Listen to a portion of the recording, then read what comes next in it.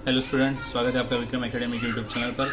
आज हम 12th standard का अकाउंट सब्जेक्ट सीखने जा रहे हैं। फाइनल अकाउंट ये टॉपिक हमारा चालू है और आज हम लास्ट प्रॉब्लम लेने जा रहे हैं फाइनल अकाउंट का, जो है 10th अनसॉल्व प्रॉब्लम है।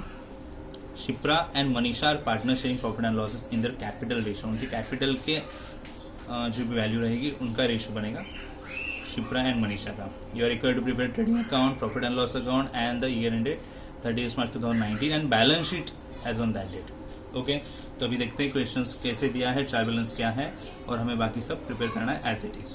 ठीक है, ओके स्टूडेंट्स, चलो रीड करते हैं, क्लासीफाई भी करते हैं, कैटेगराइजेशन कैसे करना है। डेटर्स एसेट बनेंगे बराबर, परचेस ट्रेडिंग का पार्ट है, फर्नीचर एसेट है, प्लांट एंड मशीनरी एसेट है, वेजेस दिए ट्रेडिंग के part, salaries profit and loss में जाते हैं, डिस्काउंट प्रॉफिट एंड लॉस में जाते हैं। देखो सब आपको रिमेम्बर करना है।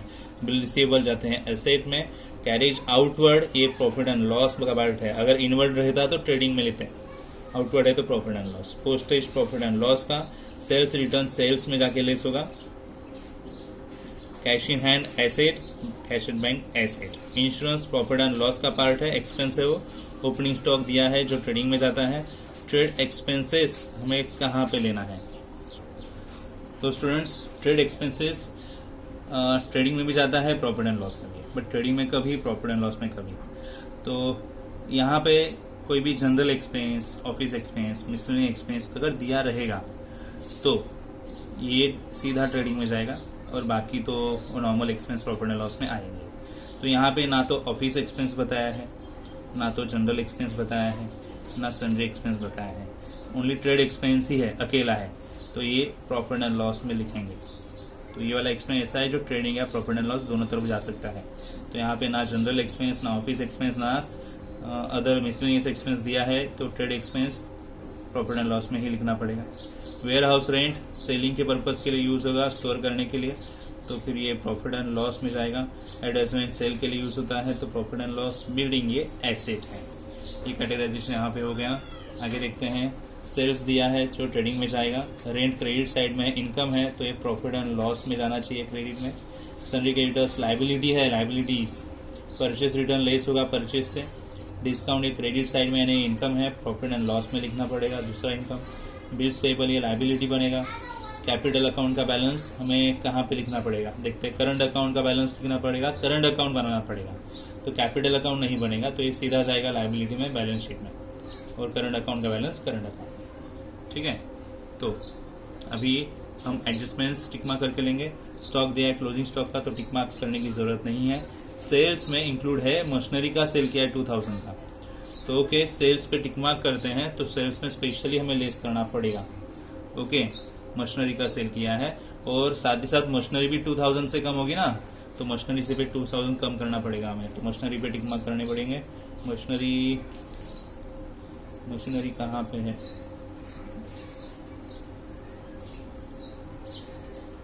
मशीनरी दिया नहीं है, इट मीन्स ये सेल पे क्रेडिट सेल समझा गया होगा, तो फिर ये डेटर्स पे कम होना चाहिए।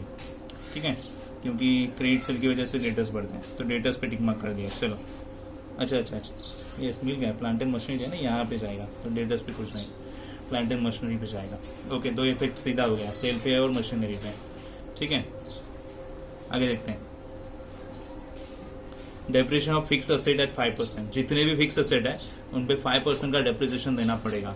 अभी सोचो फिक्स असेट कौन से हैं।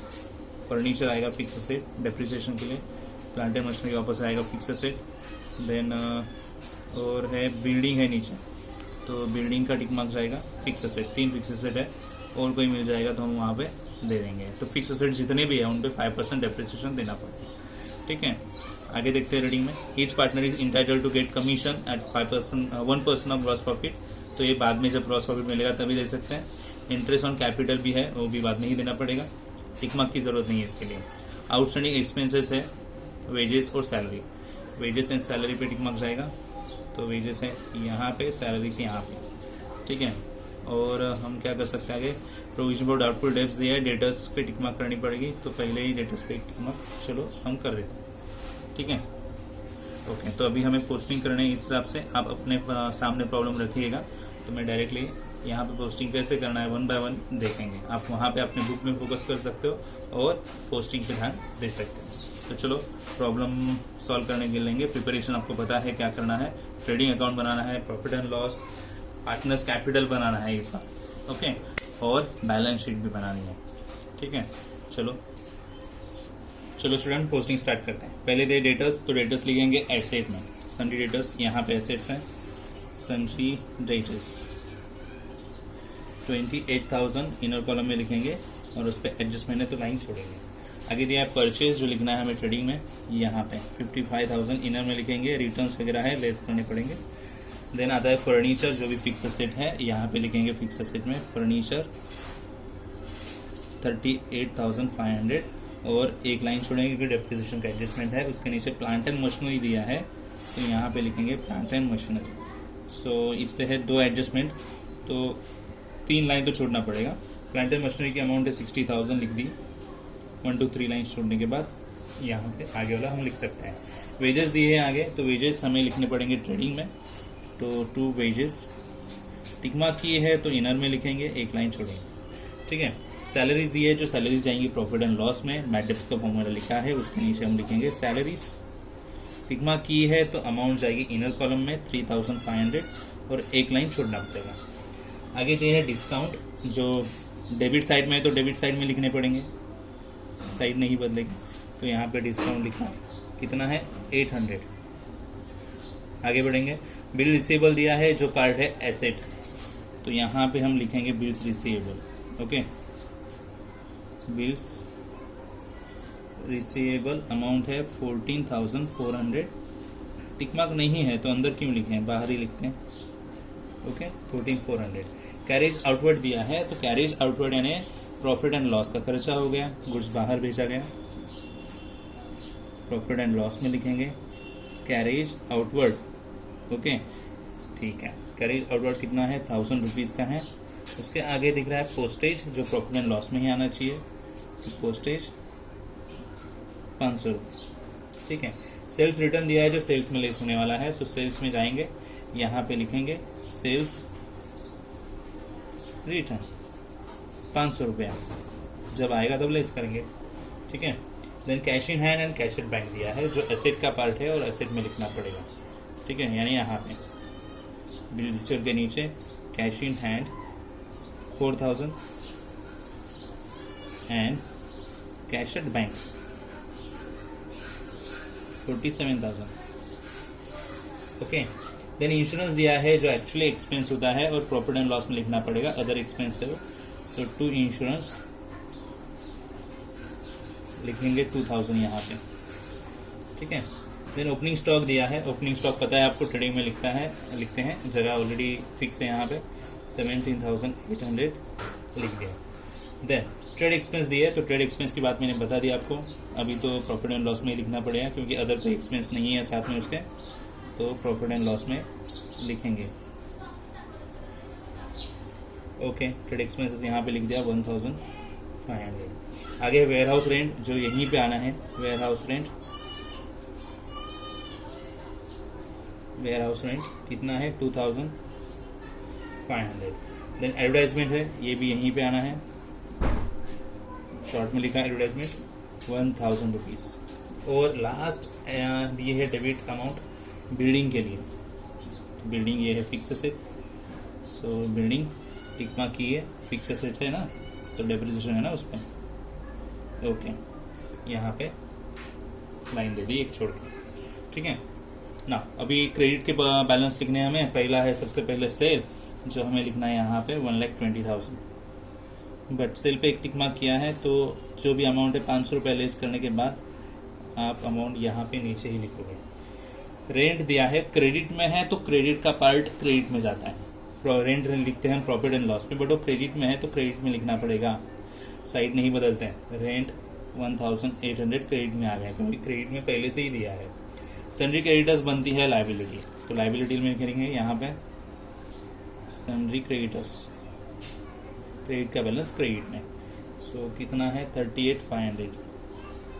देन परचेज रिटर्न है, जो लेस करने पड़ेंगे परचेज में, तो यहाँ पे परचेज है ट्रेडिंग में, लेस रिटर्न्स करेंगे जो है 1,000 और लेस करने के बाद आप अमाउंट बाहर ले सकते हो। ओके, ले ली 54,000। अभी हमें दिख रहा है डिस्काउंट जो क्रेडिट में है, और डिस्काउंट तो प्रॉफिट एंड लॉस में लिखा करते हैं। क्रेडिट है तो साइड क्रेडिट ही रहेगी, जगह चेंज नहीं होगी। इसके पहले भी डिस्काउंट दिए थे, डेबिट में लिखे थे क्योंकि साइड डेबिट थी। ये क्रेडिट साइड है तो क्रेडिट में लिखेंगे, जगह साइड नहीं बदलेगी। ठीक है, डिस्काउंट लिखने के बाद है बिल्स पेएबल जो एक्चुअली है लाइबिलिटी 9,000 की, तो यहाँ पे लिखेंगे बिल्स पेएबल। लाइबिलिटी में कितना है 9,000, और अभी बैलेंस है कैपिटल के बैलेंस यहीं पे लिखने हैं क्योंकि यहाँ पे हमें करंट अकाउंट भी दिया है, तो हमें करंट अकाउंट ऊपर बनाना है और कैपिटल के बैलेंस यहीं पे लिखने हैं। कैपिटल यहीं पे लिख दिया बैलेंस शीट में, और करंट अकाउंट यहाँ पे जो हमने बनाया है वहाँ पे लिखेंगे। क्रेडिट में बैलेंस है तो क्रेडिट में लिखेंगे by balance brought down. Okay, Shipra का कितना है 5,000 और मनीषा का कितना है 3,000। ओके, इस हिसाब से हम देखेंगे तो हमारा पोस्टिंग पूरा तो हो चुका है। अभी एडजस्टमेंट्स देखने हैं। पहले एडजस्टमेंट सबसे पहले है क्लोजिंग स्टॉक की, 37,000 क्लोजिंग स्टॉक है। 37,000 पहला इफेक्ट ट्रेडिंग में जाता है, क्लोजिंग स्टॉक पहले से ही लिख के रखा है, और एसेट में जाएगा क्लोजिंग स्टॉक। तो एसेट में देखते हैं स्पेस कहाँ पे है, ये नीचे सबसे स्टॉक 37,000 पहले एडजस्टमेंट हो गई। अभी सेल्स में बताया गया है कि मशीनरी की 2,000 सेल की हुई अमाउंट है, तो सेल में ओनली गुड सेल होता है, मशीनरी का सेल नहीं होता है। तो यहाँ से गलती से 2,000 की मशीनरी सेल की, बट यहाँ पे लिखी गई, तो वो कम करेंगे, सेल ऑफ मशीनरी लिखेंगे, 2,000 कम करेंगे यहाँ पे, तो बाहर आएगी अमाउंट 1,17,500। और ये मशीनरी की अमाउंट है तो मशीनरी भी कम होगी ना, मशीनरी हमारे हाथ से जाएगी, मशीनरी कम होनी चाहिए, तो यहाँ पे लिखेंगे सेल 2,000, तो बचेंगे हमारे पास 58,000। ओके फाइन, दो इफेक्ट तो हो गए। सेल ऑफ मशीनरी, मशीन में कम होना चाहिए, और सेल में गलती से लिया है तो वहाँ पे भी लेस करना पड़ेगा। Okay, then depreciation of fix asset @ 5%। जितने भी फिक्स असेट्स हैं उनमें 5% डेप्रिसिएशन ले लो। तो पहले फर्नीचर उस पर लेते हैं, डेप्रिसिएशन @ 5%, 38,500 पे 5% लेना पड़ेगा, तो कैलकुलेशन करना पड़ेगा ना 38,500 में। ओके, तो अब 38,500 इंटू 5% करके देखो कितना आता है। ठीक है, तो स्टूडेंट्स 38,500 अमाउंट है अपनी, उस पर 5% निकाला 5 into 100 करके, तो 1925 आता है, और लेस हो गया अमाउंट, डेप्रिसिएशन लेस होता है, तो 36,575 बचा। अभी दूसरी फिक्स एसेट है प्लांट एंड मशीनरी, जो यहाँ पे डेप्रिसिएशन दिखाएंगे 5% का। सो 58,000 पे 5% कितना आएगा हमें देखना पड़ेगा। ओके, सो 2,900 बनेगा। ठीक है, और लेस करेंगे तो फिर 5,500। ओके, और साथ ही साथ हमारे पास बिल्डिंग भी है, उस पर भी तो डेप्रिसिएशन देना पड़ेगा 5%, तो कितना आएगा 1,000। अब ये सब डेप्रिसिएशन हमें लिखने पड़ेंगे कहाँ पे, प्रॉफिट एंड लॉस में। हाँ, तो चलो लिखते हैं, प्रॉफिट एंड लॉस में डेप्रिसिएशन हेडिंग देंगे और लिखेंगे टू डेप्रिसिएशन। पहले प्लांट एंड मशीनरी, फर्नीचर भी और बिल्डिंग भी।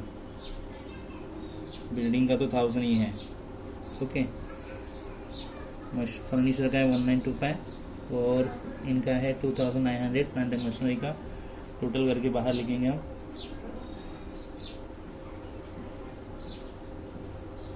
525। ठीक है, तो डेप्रिसिएशन दिया फिक्स एसेट पे, और दूसरा इफेक्ट लिखा प्रॉफिट एंड लॉस में। ऑल जो एसेट्स थी उनका डेप्रिसिएशन यहाँ पे आ चुका है। फोर्थ एडजस्टमेंट है कमीशन की, जो अभी तो नहीं ले सकते, बट इंटरेस्ट ऑन कैपिटल ले सकते हैं 5%। तो चलो इंटरेस्ट ऑन कैपिटल नॉर्मली कहाँ पे लिखते हैं, तो यहाँ पे लिखते हैं बाय इंटरेस्ट ऑन कैपिटल। तो शिप्रा का कैपिटल है 90,000 और मनीषा का है 30,000, उससे 5% ले लो, कितना आएगा 4,500 एंड 1,500। बराबर, यही जाएगा प्रॉफिट एंड लॉस में। 5% कैसे करेंगे, इंटू 5/100 करेंगे, 90,000 एंड 30,000। ठीक है, तो ये यहाँ पे लिखने के बाद सेकंड इफेक्ट जाएगा प्रॉफिट एंड लॉस में, इंटरेस्ट ऑन कैपिटल का। तो चलो लिखते हैं interest on capital profit and loss में टू इंटरेस्ट। वो क्रेडिट में था तो ये डेबिट में आना चाहिए, शिप्रा, मनीषा। 4500, 1500, टोटल 6000 बने। ठीक है, दो इफेक्ट हो गए। कमीशन वाला इफेक्ट बाकी रहेगा, याद रखना। आउटस्टैंडिंग एक्सपेंसेस दिए, वेजेस एंड सैलरीज। तो वेजेस ऐड करो वेजेस में, तो वेजेस ने यहाँ पे ऐड, आउटस्टैंडिंग ऐड होते हैं, तो ऐड किए वेजेस में 200 रुपये, तो आएंगे 1000। और सैलरीज भी ऐड करेंगे सैलरीज में, तो सैलरी से यहाँ पे ऐड करेंगे आउटस्टैंडिंग सैलरीज 500 रुपया, तो बनेगा 4000। और ये आउटस्टैंडिंग का दूसरा इफेक्ट बनेगा यहाँ पे, outstanding expenses, wages, salary 200 and 500, 700 रुपये। दो इफेक्ट हो गए। देखो, आउटस्टैंडिंग ऐड भी किए और लायबिलिटी में रह क्या है। अभी create provision for doubtful debts 3% on Sunny debtors. Debtors पे आरडीडी दे दो, प्रोविजन करना है 3% का। देखो 3% कितना है, 840 बराबर। तो 840 आरडीडी आ चुका है, लेस करने के बाद 2760 रहेगा। और ये आरडीडी हमें लिखना है प्रॉफिट एंड लॉस के फॉर्मेट में, जो पहले से ही लिख के रखा है। बैड डेब्ट्स ट्रायल बैलेंस में नहीं मिले, बैड डेब्ट्स एडजस्टमेंट में नहीं मिले, आरडीडी मिले 840 के, बाकी ट्रायल बैलेंस में कुछ नहीं मिला, तो 840 एज इट इज बाहर। इस प्रकार हमारी पूरी एडजस्टमेंट पोस्ट करके हो चुकी है। अभी हमें क्लोजिंग पे ध्यान देना है, बराबर। ग्रॉस प्रॉफिट निकाल के एक एडजस्टमेंट जो बाकी है वो पूरी भी करनी है कमीशन की। ठीक है, तो चलो क्लोजिंग करते हैं, देखते हैं प्रॉफिट कितना आएगा। ओके, तो ये साइड क्लोज करते हैं।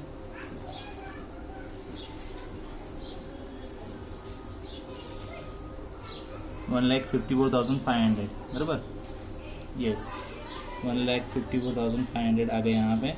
और जो अमाउंट बचेगी वो यहाँ पे लिखेंगे as to gross profit carry down, transfer करेंगे नेक्स्ट अकाउंट में। ये नीचे प्रॉफिट एंड लॉस, वहाँ पे हमें ट्रांसफर करना पड़ेगा। तो हम ऊपर वाली अमाउंट लेस करने के बाद डिसाइड करेंगे कितनी अमाउंट आती है। ठीक है, चलो चेक करते हैं। ओके स्टूडेंट्स, ऊपर वाली जो कुछ भी अमाउंट है 17,800, 54,000 एंड 1,000, ये सब ऐड करके अगर यहाँ से लेस की तो इतना 81,700 का डिफरेंस मिलेगा, जो यहाँ पे लिखना है OHCP। और ये जाएगा नेक्स्ट अकाउंट में प्रॉफिट एंड लॉस में। ये अपना प्रॉफिट एंड लॉस आगे वाला, तो यहाँ पे डेबिट में था इधर, तो यहाँ पे क्रेडिट में आ गया। बाय ग्रॉस प्रॉफिट ऐसे लिखेंगे, और यहाँ पे लेके आए हैं तो ब्रॉड डाउन होगा, कितना आएगा 81,700। ओके, अगर ग्रॉस प्रॉफिट मिल गया है तो हमारी वो एडजस्टमेंट जो बाकी है ना 1% वाली, वो हम दे सकते हैं। ईच पार्टनर, हर एक पार्टनर को 1% कमीशन मिलेगा। सो 81,700 का 1% कितना आएगा 817। ओके, 1% ही चाहिए ना, तो उसे क्रेडिट में लेंगे यहाँ पे कमीशन, पार्टनर्स को देना ना 817, और यही लिखेंगे प्रॉफिट एंड लॉस के डेबिट में। ओके, तो यहाँ पे लिखेंगे टू कमीशन। सो दोनों ऐड करके ही मैं बताता हूँ, यहाँ पे पार्टनर्स का जगह कम पड़ेगी ना, बैलेंस कैसे लिखेंगे नेट प्रॉफिट का। ओके, दोनों ऐड करोगे तो आंसर मिलेगा यहाँ पे कितना आएगा वैल्यू, तो 1634 आ जाएगा। ठीक है, अभी हमें क्लोज करना है प्रॉफिट एंड लॉस, तो टोटल करते हैं और देखते हैं कितना मिलेगा। 81,700 है ऊपर, 1,800 एंड 500, इनका टोटल कितना आएगा नीचे हम लिखेंगे। ठीक है, तो स्टूडेंट्स 81,700, 1,800, 500 इनकी टोटल बनती है 84,000 की। तो चलो मैंने ऊपर 84,000 यहाँ पे लिख लिया रफ में। फिर ये सब जो बैलेंस है उनका टोटल करना पड़ेगा यहाँ तक, लास्ट अमाउंट तक। ओके, ये पूरी अमाउंट्स जो मिला 27,599, दोनों का सब्सट्रैक्शन अगर किया तो 56,401 बचता है, जो डिफरेंस है मुझे यहाँ पे लिखना पड़ेगा। ओके, इसे क्या कहेंगे, नेट प्रॉफिट कहेंगे। नेट प्रॉफिट कैरीड डाउन, और ट्रांसफर होगा कैपिटल अकाउंट।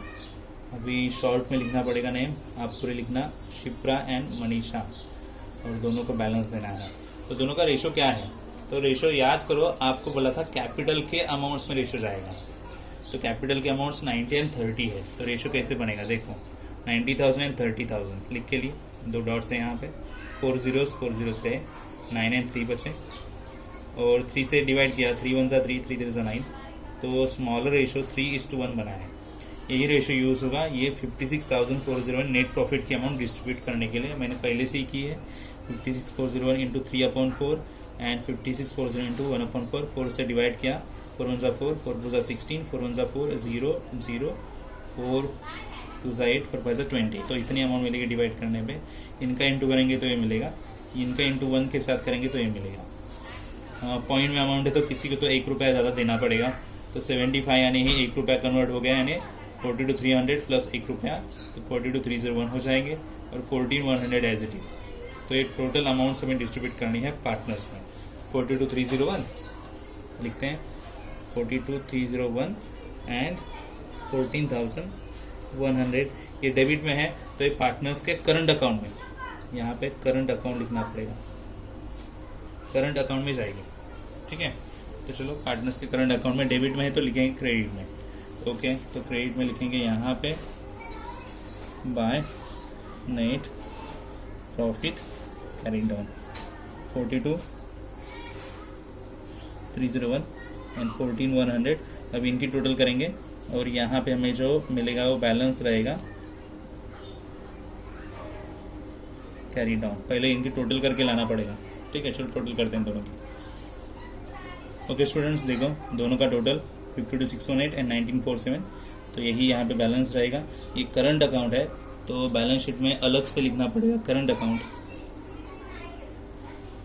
लायबिलिटी में लिखना पड़ेगा। ठीक है, और लिखेंगे क्या, शिप्रा एंड मनीषा दोनों का नाम। डेबिट में बैलेंस है इसलिए क्रेडिट में लेके आए 52,618 एंड 19,417। अगर क्रेडिट में बैलेंस मिलता तो हमें डेबिट में ये साइड में लेके जाना पड़ता। टोटल करेंगे,